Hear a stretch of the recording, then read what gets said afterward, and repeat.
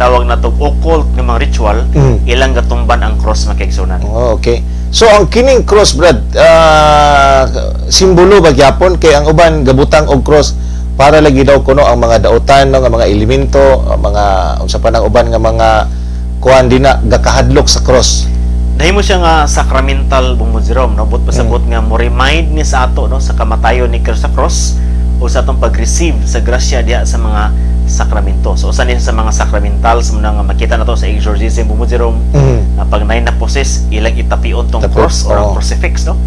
Unya makita nato ang reaction bumuzirom no sa kainit no sa atong na-possess lugar, no? Yung ana ang mga reactions. Pero kining sacramental sa bumuzirom lahi sa sacraments, no? Kaya ang sacrament sa bumuzirom, ang effect nini diha gid sa iyang ritual mismo, no? Gitawag ex opere operato. Pero ang sacramental bumuzirom, ang effect nini diha sa pagtuo bumuzirom sa tao nga naghawid ini. So na kay cross makigsuunan, nanalugar na possess bumuzirom, unya emergency, no?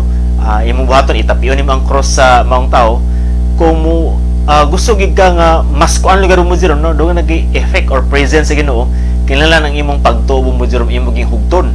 Kay para nga doon nagyoy grasya sa Ginoo makaigsunan nga mulihok niya ng tungura. Kay kung wala po kay pagtuo bumuzirom, bisan og imong itapion ang cross lugar diha sa demonyo na possess ba ka or ban pa ka nga mga demonic appearances, dili gyapon magsilbi bumuzirom. Kay ang paglihok sa grasya sa Ginoo ini nagdepende man sa pagtuo sa usa ka tawo.